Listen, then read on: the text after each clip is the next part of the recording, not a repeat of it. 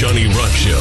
Rockin' 101, the rock station. Rockin' 101, the rock station. The Johnny Rock Show. You know, people always say to me, "Oh, John, yeah, you say you know Jon Bon Jovi. Sure you do. He never does any interviews on your show. You've been here for a long time. He's never called it."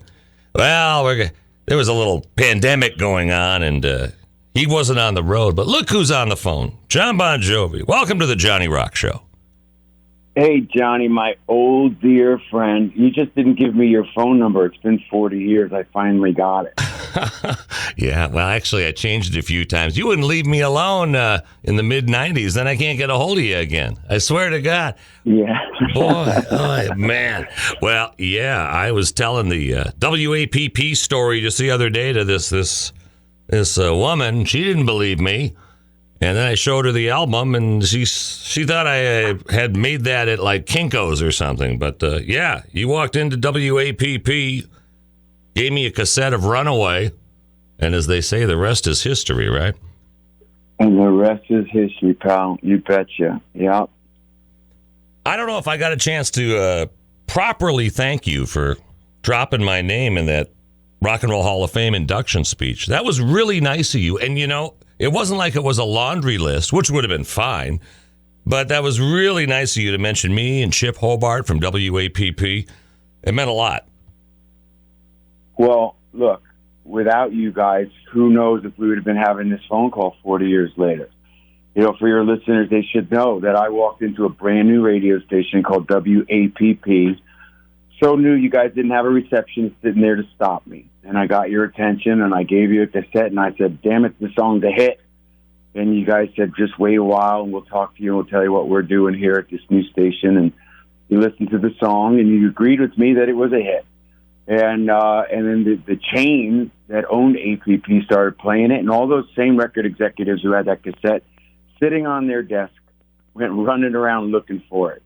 And, you know, 40 years later and 17 albums, and we're still talking.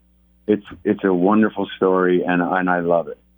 I had Dee Snider on the show a couple weeks ago. He told the same story, and he loves to end it with, and remember, Zebra wouldn't do the album because they were too big. Yeah, I didn't remember that addendum to the story, but I do remember that album very well, and you guys putting Dee on that record, and us and Zebra, and you know, so really, you know, 3 guys got record deals out of that homegrown album. Yeah, it's pretty unbelievable. Well, my pleasure. My pleasure. Now, I have to ask you, it seemed like out of the blue, and it wasn't out of the blue, but I woke up one day and all of a sudden you're a philanthropist and doing some really great work with the Soul Kitchen. I mean, was that all your wife's idea, or you're going to take a little credit? Well, the kitchen actually was her idea. Which was an offshoot of the foundation's work, and we were building housing. And it was after the economic downturn in '08 that she said, now we have to feed the people whose houses we've built. And she conceptualized the first Soul Kitchen, and now we, of course, have 3 of them and have built over 1,000 units of housing, affordable housing for people. So all of that work continues now for the last 16 years and still going very strong. Well, good for you. I'm a firm believer in karma, and you're doing great work. Thanks, brother. Thank you. I have to share a story with you, and I said to myself when I read the article a couple of years ago, next time I talk to him, I'm going to try to explain this, because you had no idea. I spent about 4 years working and running radio stations in Buffalo, New York. And one day, I walk in, and there's this box of T-shirts in the front lobby. And the receptionist says, you've got a box here. I opened it for you. It's full of T-shirts. Like, I didn't order any T-shirts. You know where this is going? Good Lord. So I see these shirts. I'm like, what the hell is this? These were an attempt by well, I know you have a theory. I like your theory, but I didn't put it together at the time. I got these shirts basically saying, Bon Jovi's going to buy the Buffalo Bills and take them away. And I was like, who sent these?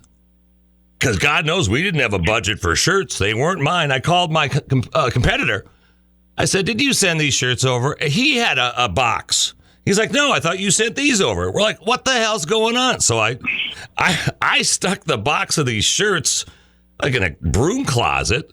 They're probably still there. But a decade later, I read an article. Was it in Esquire that you talked about this? It's really crazy. Yeah. Well, here's as much as I can recollect of the story. In fact, two guys and I did, in fact, try to buy the team. We had truly, absolutely, and I promise you, agreed to keep in Buffalo. And because they were from Toronto, that scared a lot of people. And because they also owned every major sports team in Toronto, that also scared a lot of people. But what happened was, and what that Esquire article was written about, was sort of a black ops plan, and a former man in charge, let's just leave it at, hired somebody to darken my image and our play for this, because ultimately what he was trying to do was to get it at a bargain. And truthfully, they could have never bid against our partnership. We had far too much going for us. But he hired some guy to darken our door and create this anti-Bon Jovi campaign. And I really couldn't defend it in the media, because we just weren't going to get down in the mud and discuss, what we didn't know who was doing it, but we didn't know why it was even being done. So we really couldn't defend our position. All we could do was try to act on our desire to buy the team.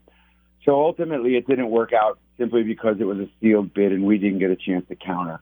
And it all worked out, and in truth, I think that the new ownership group are doing a good job. So, good for them. But it was an unbelievable chapter in my life, and one that took a long time to get over. But, things happen for a reason. Well, there you go. Well, I wanted you to know. I know you didn't know that your old buddy was running 4 radio stations in that town. It was like a light FM, no, I did not. An urban station, a country station. So it was just, to be honest, it was sort of odd that I would get T-shirts with you guys on them. I'm going, we play a couple songs on light FM, maybe, but the rock station is where. What is that? Well, look, I know one thing. You're a football fan. You're a smart guy. You know that the Bills, that stadium is full when they're, haven't won a game in half a season. So I don't think you were going to move them anyway. So no. I promise you, at the end of the day, we were not. So look, it didn't work out, and the new ownership group are doing a good job. So right on. Well. Right on. Okay. Sunday night number 2 of the tour. What can we expect? I plan to show up. After that, who knows? We're sort of working it out. It's been a long time since we've been on the road. Just like the rest of the music business, we were all in lockdown. So we're excited and anxious and wanted to go back to a handful of cities on this, our 39th year of existence, just to get my feet wet, go see old friends kind of a tour. And then next year, of course, being our 40th, I think there'd be more of a celebration. But right now, it's just I wanted to get out and play some of the songs on the last record. I wanted to get out and see people again. I wanted to go out and remember what I do for a living. Here. Well, I'll be there. I'll be the guy throwing up in the front row. So just look for me. Hey, listen, you. It's been a pleasure talking after all these years. I know it's not something that you do a lot. You don't hear. It's the old days of Jon Bon Jovi's in the lobby. Get your ass in here. That hasn't happened since like 7,800. But it's great to talk to you again.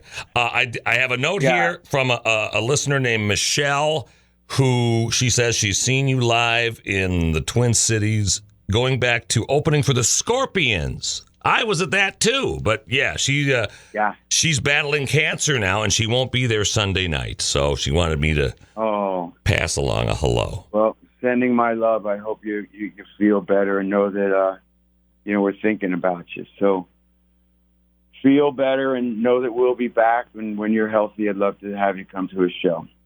Oh, you're the best. All right, listen, you knock 'em dead opening night, and we will see you Sunday night.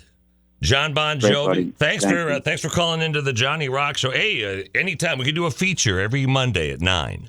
No, thank you, man. I love it. Okay, thank you, Johnny Rock. I love you. I love you, Johnny Rock. Thank you very much, buddy. Thank you, sir. Talk to you. There he goes. Well, didn't get a chance to talk about Richie. So, John,